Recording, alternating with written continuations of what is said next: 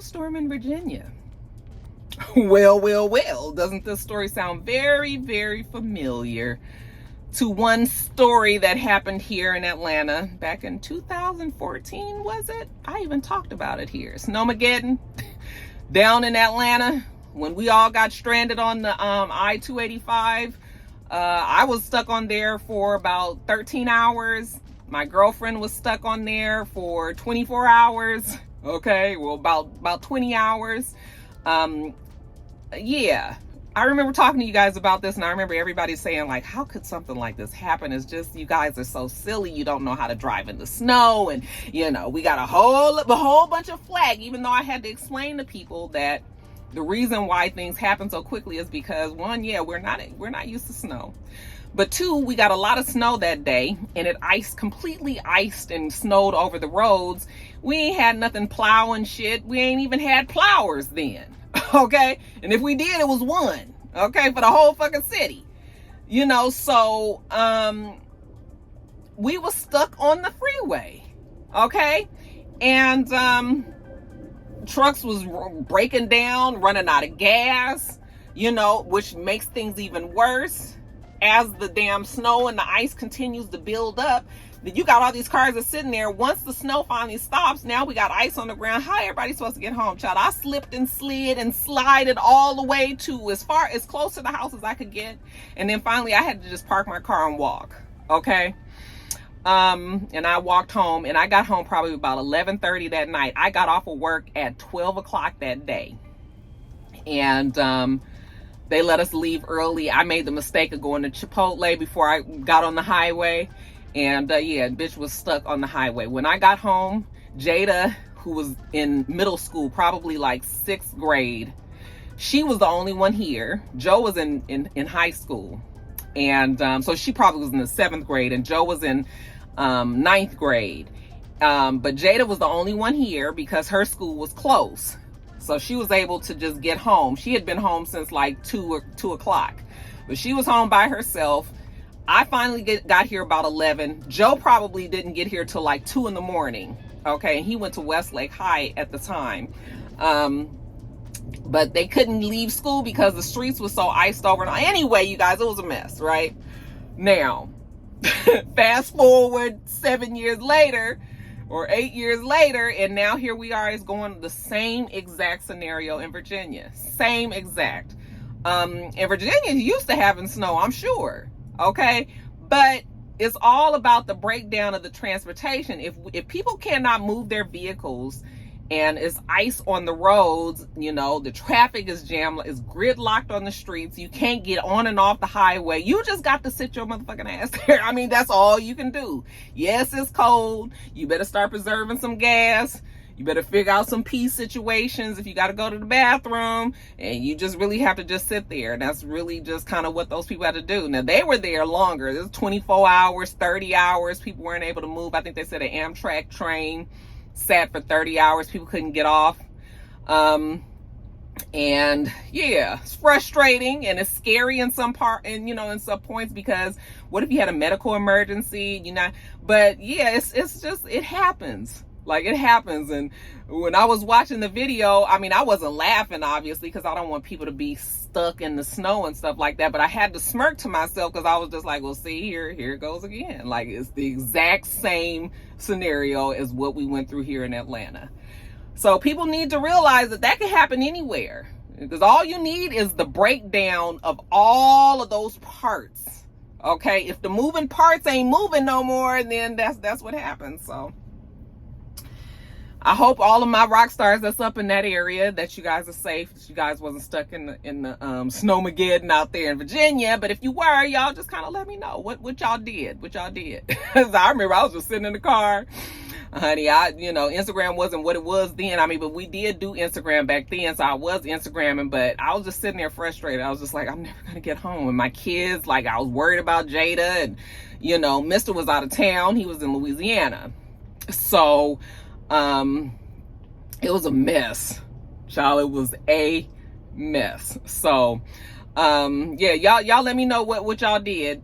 Okay, how y'all doing? They say that another storm is heading that way today. Today is Thursday, even though this won't be until Friday, but they're saying today and Friday is going to be some bad weather up that way again. I'm sure most people will stay home. Everybody going to keep their ass home now. But yeah, y'all be safe, my Virginia rock stars up there. Y'all be safe. Make sure that you be prepared for this snow. Really just stay home, child. Where you got to go anyway. All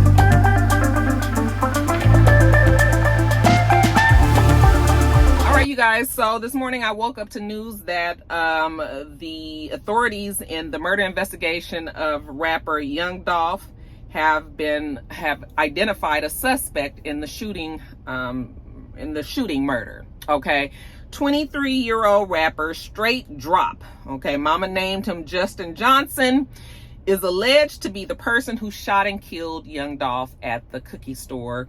Remember I told you guys about it a couple of weeks before Christmas happened, or actually before Thanksgiving happened, or right before Thanksgiving, a week or so before Thanksgiving up in Memphis, Tennessee. They're saying that Mr. Drop has ties to an organized criminal gangs, and when they do catch him, he's going to be charged with first-degree murder, criminal attempt first-degree murder, and theft of property between $10,000 and $60,000. So I don't know what he stole. Maybe some jewelry or something. Because the car was still there. Maybe he stole some money. I don't know.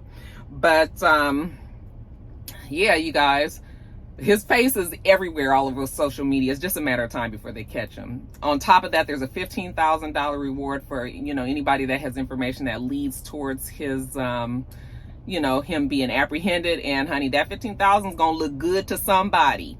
Like I said, they have full pictures, great pictures of him. The investigators of Instagram are actually located his IG, and he has pictures on there. Evidently, there's a picture of him with Young Dolph. Not quite sure if he's part of Young Dolph's camp or if he was just around him at the time or whatever. But what do they say about, keeping your enemies close? Like I said, I don't know if he is considered an enemy or not. I'm not sure if he was paid by a rival gang or some people that had beef with Young Dolph. Apparently Young Dolph did have some people that were unhappy with him, to put it mildly. This isn't the first attempt on his life, or even the second. So, but the third time was successful for them. But yeah, with friends like this, you guys, who needs enemies? But they're saying that he at least knew him. At some point, he had on like some jewelry that Young Dolph had, and all this, child, I don't know. It's a mess. It is a mess. But he is going to be found. As a matter of fact, he probably would do best just turning himself in at this point.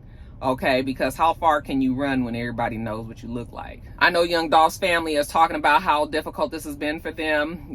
His long-term girlfriend, his children, his family members. They said that they thought that this would make them feel better, that they actually did finally figure out who the person was. But one, they don't have the guy in custody. And two, even if he is in custody, that's not going to, it ain't going to bring Young Dolph back. So it's just a fucked up situation. It's a loss for everybody. Okay, it's a family that lost this man, Young Dolph, to senseless murder, and then it's another family that's about to lose this 23-year-old kid to the system. He is going to go to jail, okay, for a long time. So it's just a lose-lose for everybody. It's just so sad. It's so sad, you guys. But we're gonna keep our ears to the street, because they gonna find him. It is gonna happen soon. And when they do catch him, you guys, will talk about it here as well. All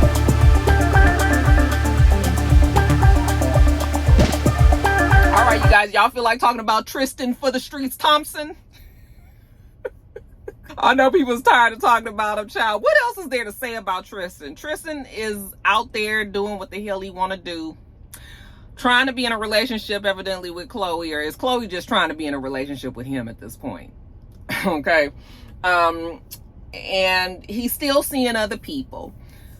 We found out last month that not only had he got this woman pregnant, Marley Nichols, physical trainer, not only had he gotten her pregnant, but she had already had the damn baby. Okay.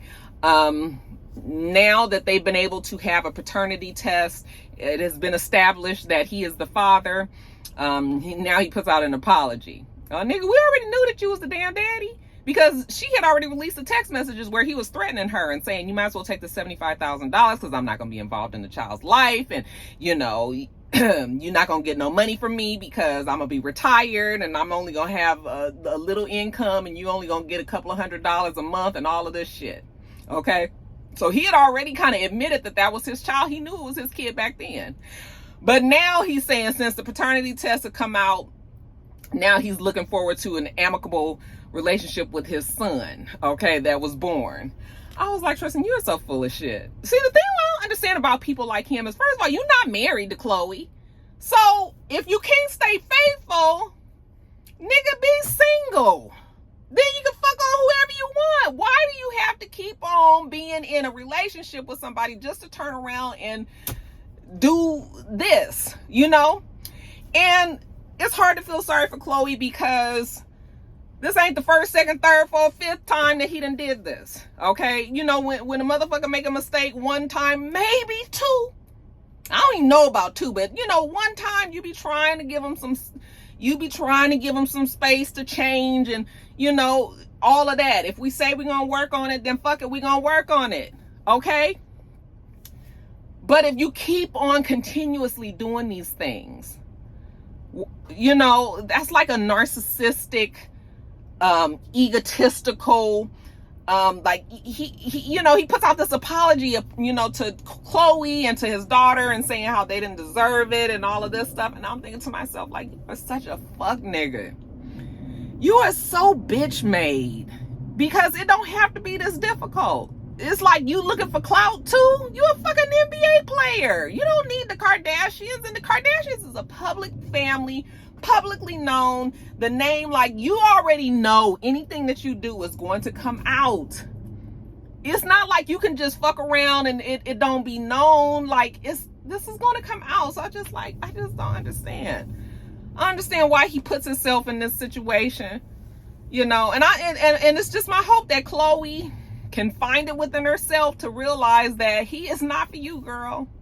And I don't like telling people that they shouldn't be with somebody, okay? Because, you know, shit happens and relationships is work. I tell you all the time, you got to work at it. But you have to be respectful at some, you know, in the least bit of your relationship and not put your partner in certain situations continuously, you know? So I just hope that she finds it in herself to not be with me. Maybe you don't need to fuck with nobody right now. I know Lamar trying to get back in, child. Definitely don't go down that road. Girl, you just stepping out of the fire. Well, from the frying pan and into the fire? Yeah, definitely no. But yeah, that Tristan is something special. Sending all these flowers to the baby. But True don't know what the fuck going on. Okay, she don't know that her daddy is a fuck nigga. Okay? But I was just like, Tristan, we so sick of you, boy. We so sick of you. Just go on and be a daddy to your kids, all your kids that you got all over the place, and let that be that. But we moving on from Tristan. Chloe, girl, get your life. Get your life together. Leave that fool alone.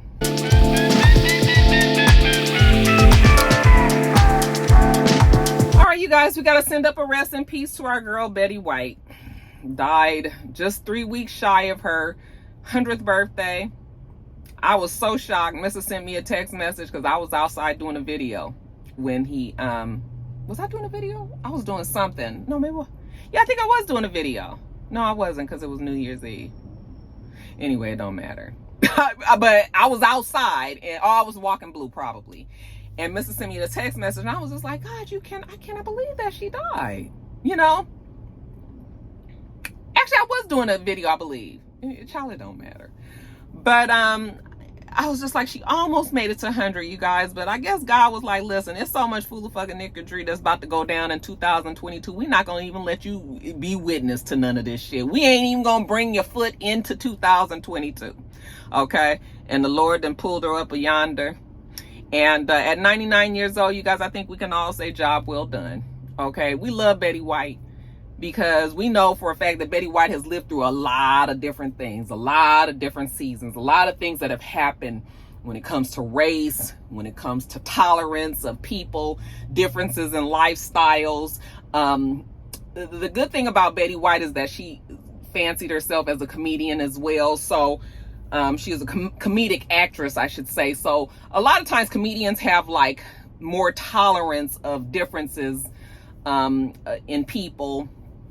And because they're able to laugh at things, they're just kind of able to look at things from a different perspective. And we just loved Betty White. I loved her on the Carol Burnett show. Beautiful, beautiful woman. If you go back and look at how you could tell that she was pretty. Even as she got older, she's always been a pretty old woman.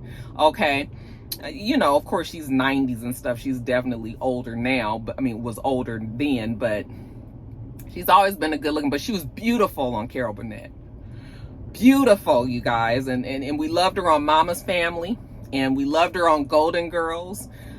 Just able to carry her career all these years, not just on those shows, but guesting on different shows, guest starring on different shows, on game shows. It used to be the big thing back in the day.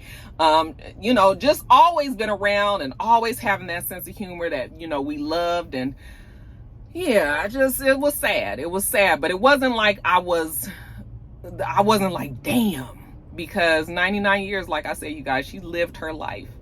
And yes, we are going to be sad. It is another one of our legends that's gone, but she definitely, I know Blue is going crazy because the mailman. Hold on, you guys, 1 second. So then she might have to come up to the door. Let me get this mail from her.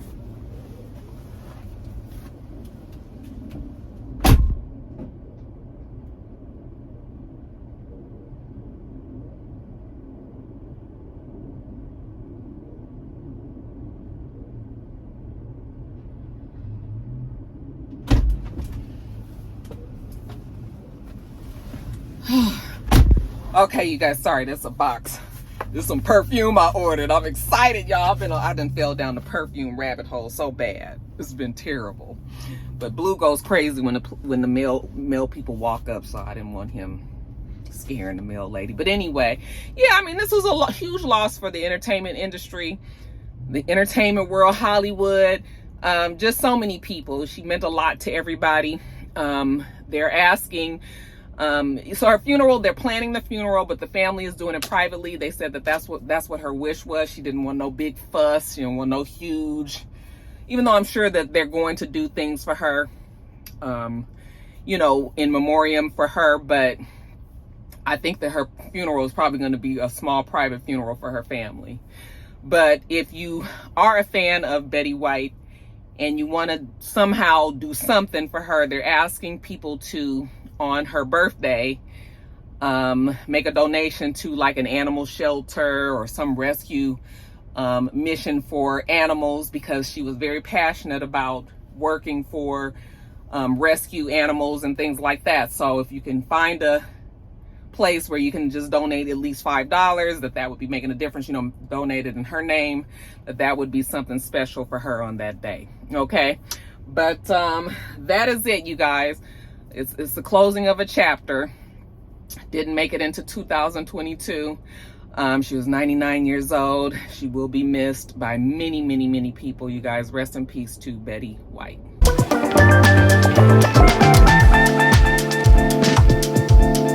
All right, you guys. So Asian Doll. I'm not sure. She's a rapper. Is she the one that Gucci Mane has? I think she is the one that Gucci Mane. I might be wrong, but I think she's the rapper that he signed. Anyway, she was on the podcast Fresh and Fit, okay? And she got into a confrontation with the host of the show, Myron Gaines. Now, this Fresh and Fit podcast, evidently they didn't have some shit happen on there, because isn't that the same podcast that DJ Academics was at and an old girl pulled the gun on his ass? I don't know exactly what he did, but old girl was not there for the shits. Or she was there for the shits, I should say, and she pulled a gun on him. This is the same podcast. So now the podcast is starting to get this reputation of being like kind of out of control. But evidently there is two hosts, this Myron Gaines guy and then another guy called Fresh Prince CEO. So they were interviewing her, and somehow Asian Doll and Mr. Gaines got into a confrontation because he said that she was interrupting a lot. He kept on telling her to be quiet, or like, I'm not gonna tell you again. And motherfuckers don't need to be talked to like that when we grown, okay? But he said that his podcast has rules, and he needs to be able to talk, and you cannot keep interrupting. So I guess at some point he told her to shut the fuck up. and she said that he was mean as fuck. And, you know, they got into a confrontation. He told her to get the fuck out of his podcast or his studio or whatever, and she left. Okay. And, you know, he had a whole lot to say about her. Now shit is starting to come out about Gaines, Mr. Gaines, and some shit that he said in the past about other black women, and, you know, calling us Shaniquas and streetwalkers, and, you know, saying that they don't date black women and all of this stuff. I don't know what he is. I don't believe he is, you know, he is black, but not African American. Okay. He looks like he might be Latino black, or, you know, one of these other ones, but I might be wrong on that. Don't quote me. But anyway, after that confrontation, he started getting dragged on Twitter because I guess he thought that people was going to be on his side since Asian Doll got up and left and all that, but they started dragging him and started bringing up all this stuff like, you a little problematic, nigga. You always talking bad about black women and all of this shit, you know. So I guess the shit ain't turning out like how he thought it was going to turn out.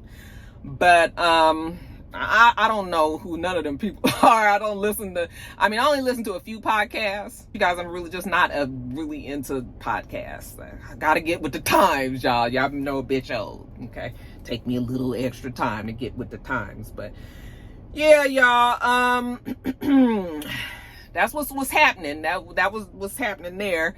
Asian Doll has found herself being championed as, like, you know, somebody that had to just deal with this Gaines person's stupid ass, and now we'll see how long this Fresh and Fit podcast lasts. Do you guys listen to it? What y'all think about it? If you do, is it a good show? Are they just getting a bad rap because they've had a couple of bad, you know, episodes, or is it some shit? Y'all let me know.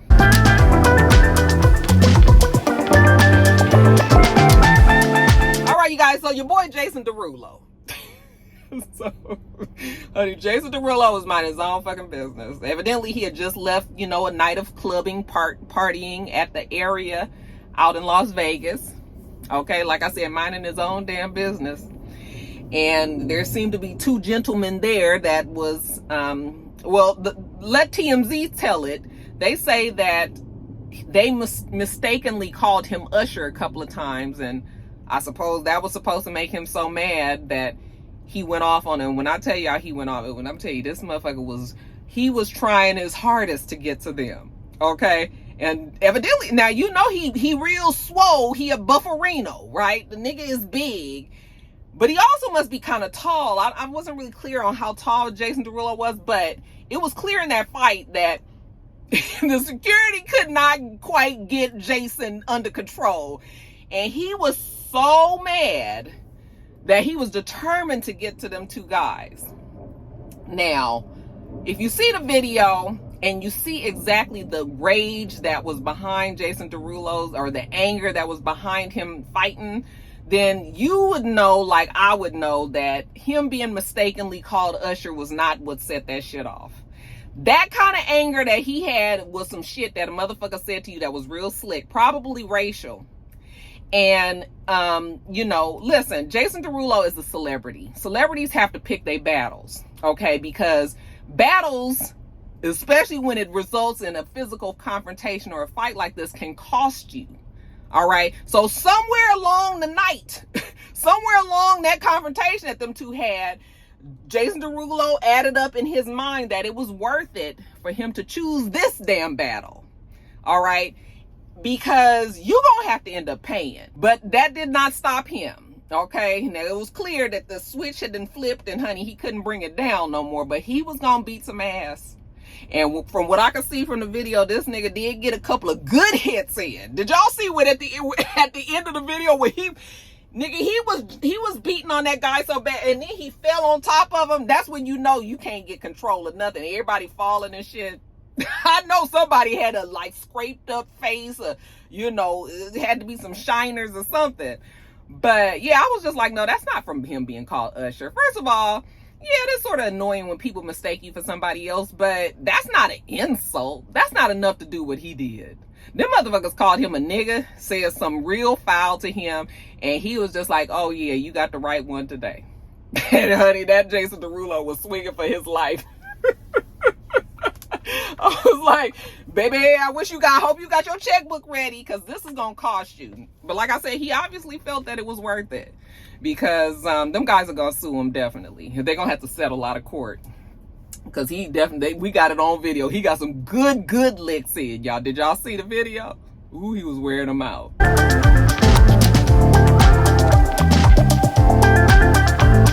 All right, you guys, we got to send up a get well soon to Whoopi Goldberg. She said that she was shocked to find out that she has the Omarion, you guys. She said a couple of days after Christmas, she started to feel sick, and she took a COVID test, and like New Year's Eve, like the 30th, she found out that she had COVID. Okay, so she brought in the new year in the bed, watching the ball drop. I said, girl, would you watch it, darling? At least you got a couple of giggles in. But she said that her symptoms are really mild, so, you know, that she's just going to ride it out at home. Joy Behar on The View said she was concerned because Whoopi had pneumonia, you know, that went septic back in 2019. Remember, she was off the show for a while. And so they were concerned about her, you know, having complications because of that. But Whoopi was just like, well, I mean, really, first of all, what can you do? You just got to just ride it out. You know, like I said, she said her symptoms are mild. She was triple vax, so she had both her vaccinations plus her booster. And I mean, at this point, we all know that doesn't keep you from getting it, but it does keep you from getting extremely ill. So it seems so far anyway, she said that she's pretty comfortable, and that her you know, that the vaccinations seem to be working for what they were for. And they expect her to actually be working from home starting on January 10th. So on Monday, she'll be working remotely. So she'll be back on the show. And I'm just sure they're being cautious because Whoopi is not no spring chicken, and we got to make sure that she's good, you know. So we'll send our prayers up to Whoopi. Okay, it's not time for us to lose Whoopi yet, y'all. It ain't time. So we're just gonna pray that she is able to beat this COVID, and then all my rock stars out there, because honey, it's so many of you guys that I've talked to that has had it or have it currently. And so, you know, Rocky's just gonna say, now first of all, y'all know Rocky love you, and I don't want you to be sick no more. Okay, so y'all just do whatever you got to do to make sure you can beat this shit. Okay, and be safe out there. But yeah, prayers up for Whoopi, girl. Hopefully you'll make it back to the show soon in person.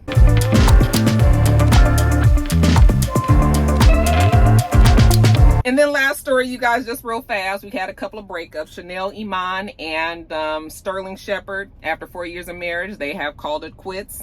Irreconcilable differences. He filed back in June of 2021. So I guess they've just been silent on this, but now it has come to our attention that those two are getting a divorce. 4 years of marriage, 2 little girls. They say that they're going to try to co-parent amicably. Okay. And then, you guys, in a sudden change of events, Meg Thee Stallion and Partisan Fontaine. Looks like those two have also broken up. At least nobody has confirmed it, but she's taken all of her pictures of him off of her Instagram, which is usually a clear sign that, you know, Lisa's trouble in paradise. They are still following each other. He still has pictures of her on his Instagram, but she's taken everything off of hers. He just had a birthday last week, and she didn't wish him happy birthday. So I was like, all those things is kind of letting us know that Meg is over it. When you start removing pictures and shit like that, like I was just like, did he cheat? You know, and I couldn't even imagine that. I mean, they would seem to be such the happy couple, but that's the whole thing, you guys. Social media, you just cannot always go by social media. Listen, everybody that's in a relationship is good days and bad days. There's times where I get on motherfucking Mr.'s nerves, and Mr. get on my fucking nerves. Okay. Yes, I don't really post much of anything in my relationship, but we definitely ain't posting when we mad. So this is just kind of one of those times where we have to remember that we just can't be putting different relationships up on these pedestals, when the reality is it's good days, bad days, you know, ups and downs. Shit happens in relationships that you wouldn't expect. Yeah, it is heartbreaking for me that them two really look like they were happy. Okay. He seemed to be, I mean, I don't want to make it seem like, I don't know. He just seemed, let me not be negative. I ain't even gonna say it. They seemed happy. She seemed to really love him, and he seemed to really love her. And even though it just, a little bit of it just seemed like I mean, of course, she's the bigger star, so he benefits more. At least from our viewpoint, he benefits more. You know, she may be benefiting just from the love that he gives her, but it just sort of seemed like, anyway, you guys, I won't be negative. Hopefully these two will make it back to each other, because, it's, you know, if it's something that's salvageable. If it ain't over a motherfucker doing some just ridiculous, disrespectful shit, hopefully they can get over this. But it's a lesson, because when you start putting your relationship out there a whole bunch and it just seems happy, and then you guys break up or you have problems like that, and then you pull everything down, and then when you guys get back together, then you be putting the pictures back up, and you be taking your followers through all of these changes, when really you just probably should keep certain things closer. Everybody ain't got to know everything. I mean, she's young, he's young, you know, so as you get older, you just kind of realize that everything ain't for everybody, okay? And certain things, maybe you can hold it a little bit more, you know, you can be more protective of it, because you don't want people all in your business like that, you know. Because people, even though most people are upset that they aren't together anymore, there's many people that really don't want them to be together, don't want her to be happy, don't want him to be with her, like, you know, jealousy and envious and all of that kind of thing. So instead of letting that kind of energy even be around your relationship, just keep it to you guys yourself. Keep it in your heart, your chest. That's a little speech for all the rock stars out there, okay? But I mean, it's cool if that's what you choose to do, to really put your relationship out there. But when things like this happen, then everybody be in your business, be trying to figure out what's going on. He says they still together. She hasn't said anything. So, I mean, we'll see. But that's what the what is there too, you guys. Okay, let me get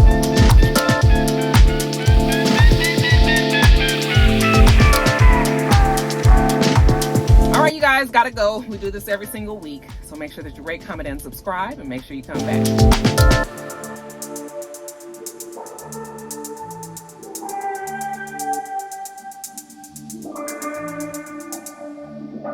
Till next time, rock stars. Bye.